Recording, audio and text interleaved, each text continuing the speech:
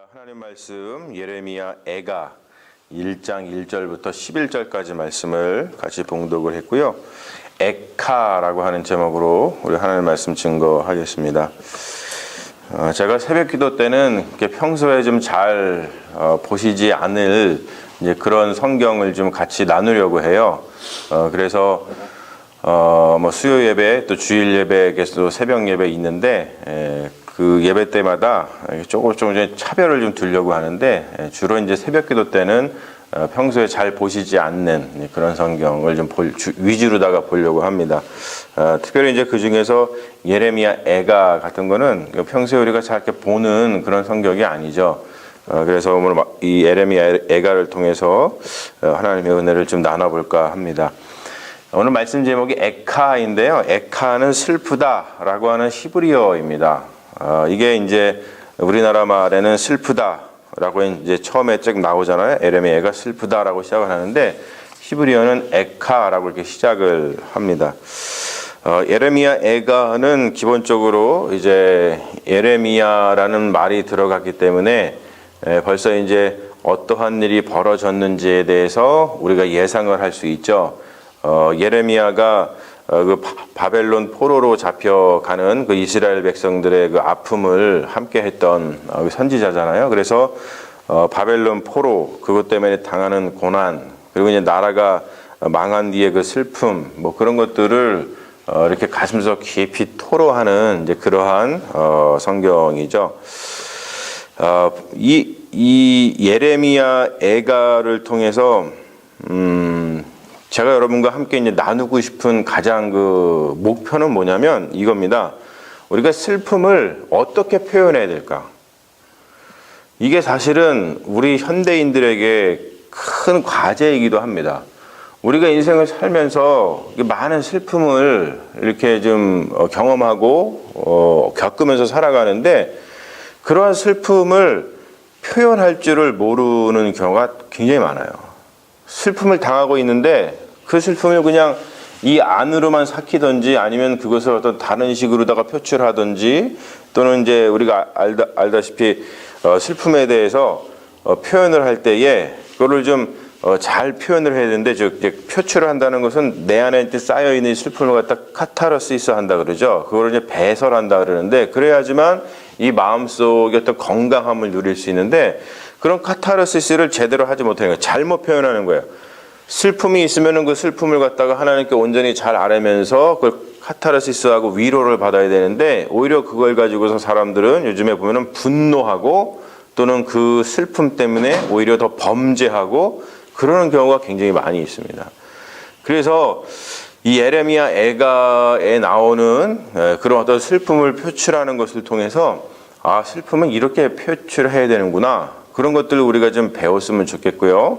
그리고 또 한 가지는 그 슬픔 가운데 어떻게 우리가 희망을 가질 수 있는가.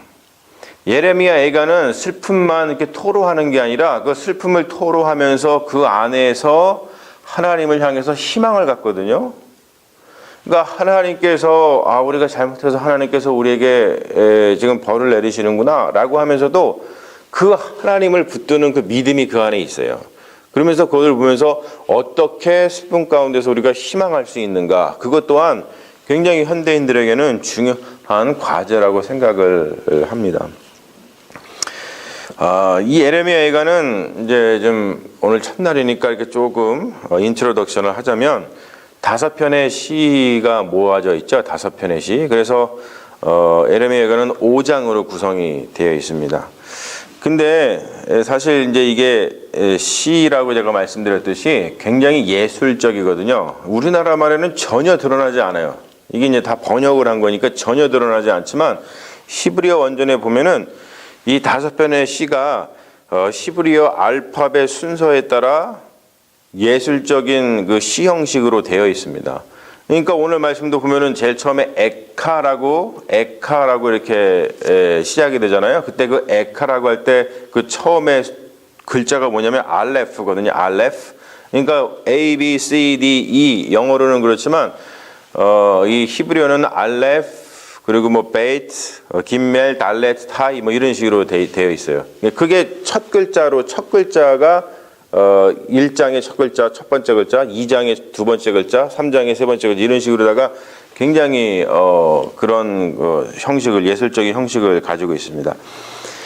그리고 또 우리 한국말에는 나타나지 않지만 1장, 2장, 4장, 5장은 알파벳이 그 히브리 알파벳이 22자거든요. 22자인데 알파벳 숫자가 반영돼 가지고 22절로 되어 있어요. 22절. 그리고 특별히 이제 3장이 이제 클라이막스인데 3장에 가면은 우리가 잘 아는 그 말씀이 이제 나옵니다.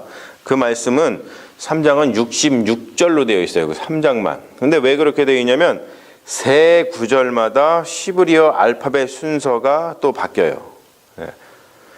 그러니까 이 에카로 시작되는 에레미야 에가, 이 라멘테이션이라고 하는 이 에가가 단순히 그냥 이 마음속에서 울분을 토로하는 것이 아니라 이것을 지금 어떤 예술적인 형식으로다가 승화를 시켜가지고 그 슬픔을 표현하는 것을 우리가 알 수 있죠. 그래서 한마디로 해가지고 art of sorrow라고 표현할 수 있어요. 어떤 슬픔에 뛰어난 아트, 기술이죠. 제가 그 학교 다닐 때, 한국에서 대학교 다닐 때 이제 국문과 수업을 들으면서 특별히 이제 정현종 시인이라고 계세요. 여러분 뭐 아시는 분도 계시는 굉장히 유명한 시인이죠. 우리나라에서 손꼽히는 시인이신데 이제 제 개인적인 선생님입니다. 근데 그분 수업 중에 시쓰기 수업이라고 있어요. 그 수업을 들으면서 선생님이 하신 말씀이 지금도 기억이 나는데 그 중에 뭐냐면 이런 말씀을 하시더라고요. 우리가 시를 쓸 때 이제 어떤 학생이 질문을 하고 뭐 그랬어요. 시를 쓸 때 우리의 감정하고 시를 잘 쓰는 거하고 상관이 있습니까? 이제 그런 표현을 했어요. 그랬더니 선생님이 무슨 말씀하셨냐면 슬픔의 깊이가 좋은 시를 만드는 것은 아니다. 이런 말씀을 하시더라고요. 내가 아무리 슬프더라도 그것이 그대로다가 이 좋은 시로다가 이렇게 막 곧바로 승화되는 건 아니라 그래요. 그러니까 오늘 우리가 들여다보는 이 예레미야 에가의 어떤 저자가 가장 큰 슬픔을 가지고 있기 때문에 사실 이런 표현을 하는 건 아닙니다. 하지만 그것을 우리가 오늘 이 예레미야 에가를 통해서 알 수 있는 건 뭐냐면 슬픔을 예술로 승화시킬 수 있는 아주 특별한 재능을 가진 사람이 이 예레미야 에가를 갖다가 쓴 것을 우리가 알 수 있다는 것이죠. 그래서 여러분들도 슬픔을 가졌을 때에 그런 슬픔을 갖다가 이렇게 좀 하나님 앞에 승화를 시킬 때에 이 예레미야 에가의 저자가 또 예레미야 에가에서 우리 가르쳐 주시는 이런 어떠한 그런 방법들을 우리가 배워서 이렇게 하나님께 올려드리는 그런 형식들을 통해서 우리의 슬픔을 좀 온당하게 하나님께 올려드리는 그런 것들을 우리가 좀 배웠으면 좋겠습니다. 오늘 이제 말씀 보면은 다 탄식이죠. 하나님 앞에서 지금 슬픔을 탄식을 하고 있는데 그 탄식을 할 때에 보면은 과거와 현재를 비교하는 형식으로다가 시작을 하는 것을 볼 수 있어요. 전에는 사람들이 많았었는데 예루살렘에 사람들이 많았었는데 지금은 적막해졌다. 옛날과 지금을 비교하고 있어요. 그리고 또 한 가지는 전에는 열국 중에 큰 자였는데 이제는 과부같이 됐다. 이렇게 표현하고 있습니다. 그리고 또 세 번째는 전에는 열방 중에 공주였는데 지금은 강제 노동자가 되었다. 이런 식으로다가 예전과 지금을 비교해서 이 슬픔을 탄식을 하고 있습니다.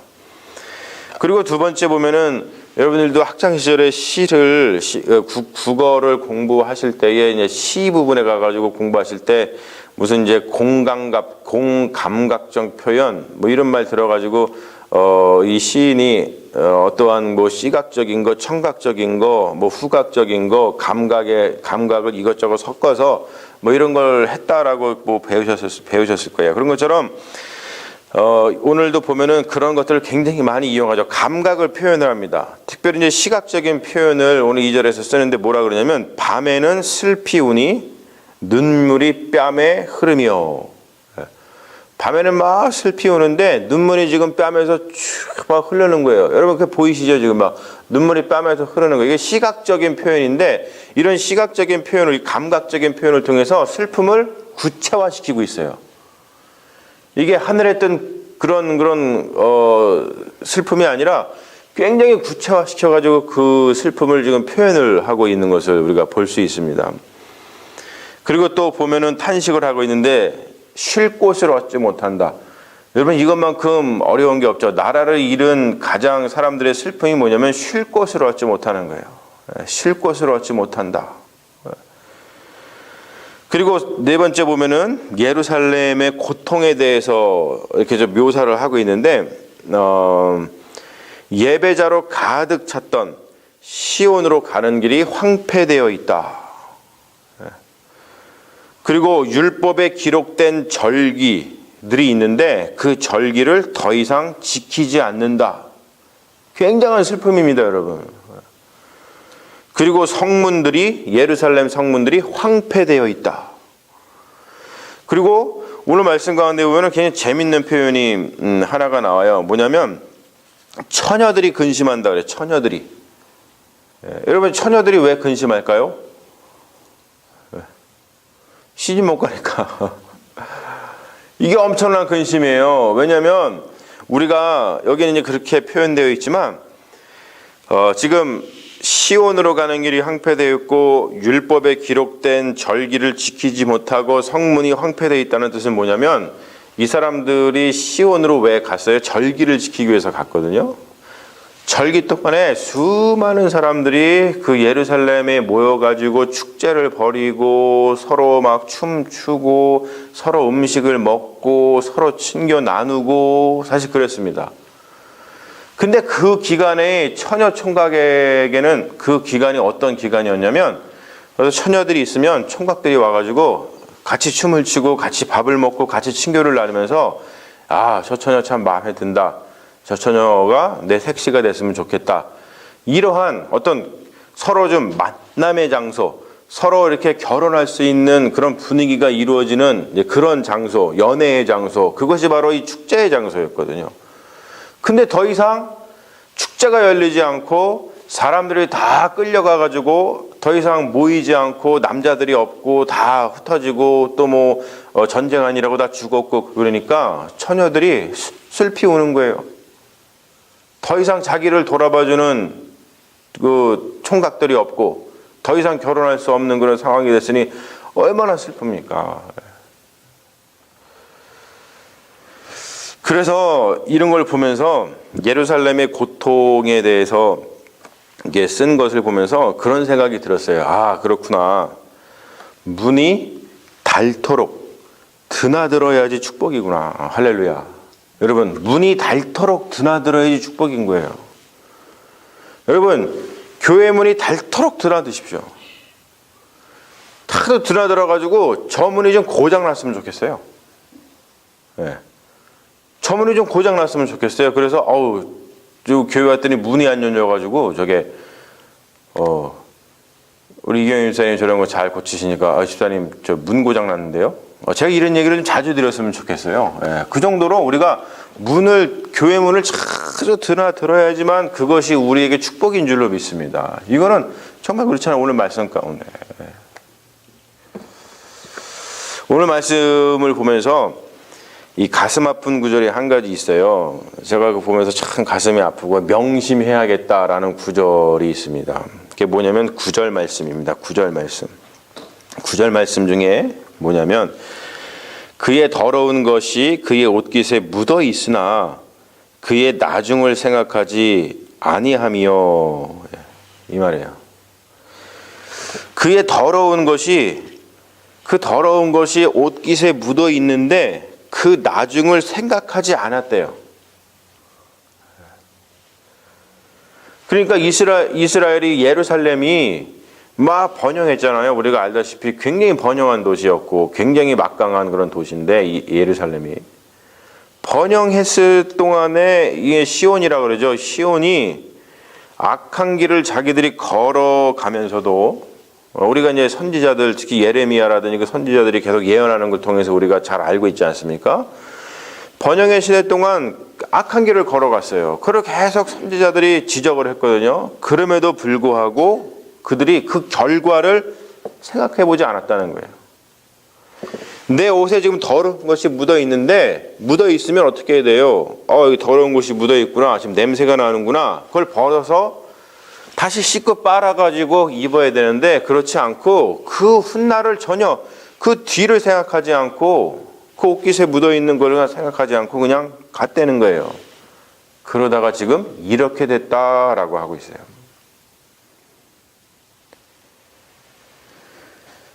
사랑하는 여러분, 우리가 그때마다 우리 옷깃에 뭔가 더러운 것이 묻어 있다면, 더러운 것이 묻었구나라는 것을 깨닫는 것도 은혜고, 그 더러운 것을 벗어서 깨끗이 다시 빨래하는 것도 하나님의 은혜인 줄로 믿습니다. 그런 은혜가 여러분들의 삶 가운데 있으시기를 주님의 이름으로 축원합니다. 예레미야 예가야를 통해서 계속해서 우리가 보게 될 것이지만, 뭐냐면 문제의 원인은 내부에 있다고 자꾸 얘기를 해요. 내부에 있다. 여러분 보세요. 예루살렘이 망했어요. 사실 피지컬리 누구 때문에 망했죠? 바벨론 때문에 망했습니다. 바벨론이 쳐들어와가지고 망했거든요. 근데 예레미야를 보시면요, 그런 얘기가 안 나와요. 우리는 그냥 있었는데 바벨론이 쳐들어와가지고 우리를 멸망시켰다. 이 죽일 놈들, 이런 얘기를 전혀 하지 않습니다. 전혀 안 해요. 그럼 무슨 얘기만 하냐면 다 자기 얘기만 해. 우리가 잘못했구나. 이것도 그거 아니에요. 지금 더러운 것이 여기에 묻어 있는데 나중을 생각하지 아니했구나. 누구 얘기하는 거예요? 예루살렘, 이스라엘, 자기들 얘기하는 거예요. 나 얘기하는 거예요. 문제의 원인은 자꾸 내부에 있다. 나 자신이다. 남 탓을 하지 않아요. 여기 예레미야 예가를 보면은 저는 그걸 보면서 많은 것을 사실은 깨닫습니다. 뭐냐면 스피릿을 생각을 하거든요. 스피릿. 나를 본다는 건, 내부를 본다는 건 우리의 스피릿을 생각한다는 거예요. 여러분, 이 스피릿이라는 게 우리가 있잖아요. 스피릿이 있기 때문에 지금 숨 쉬면서 우리가 살고 있잖아요. 근데 바로 그 스피릿, 우리를 숨쉬게 하는 우리 안에 있는 스피릿이 타락하는 것, 우리의 생각과 우리 마음의 중심이 타락하면은, 그러면은 예레미야에서 계속 얘기하듯이 뭐냐면 정치도 타락하게 되고, 경제도 타락하게 되고, 사회도 타락하게 되고, 종교도 타락하게 되고, 결국에는 이렇게 망하게 되는구나 라는 어떤 깨달음을 우리에게 줍니다. 그래서 우리 안에 어떤 이 스피릿, 정한 마음이라고 그러죠. 이 정한 마음을 갖는 것이 그 무엇보다도 중요한 것을 우리는 예레미야 예가를 통해서 분명하게 깨달아야 될 줄로 믿습니다. 사랑하는 여러분, 오늘 예레미야 예가 에카라고 하는 말로 시작을 합니다. 에카, 슬프다. 여러분의 슬픔이 무엇입니까? 여러분에게 묻은, 이 옷깃에 묻은 그 더러움이 무엇입니까? 그 모든 것들을 주님께 가지고 나와서 주님 앞에서 그 모든 것을 내려놓으시고 주님이 입혀주시는 이 흰옷, 새로운 옷을 날마다 입으시면서 주님이 주시는 평안 가운데 살아가시는 믿음의 종들 다 되시기를 주님의 이름으로 축원합니다. 아멘. 우리 잠시 기도하겠습니다.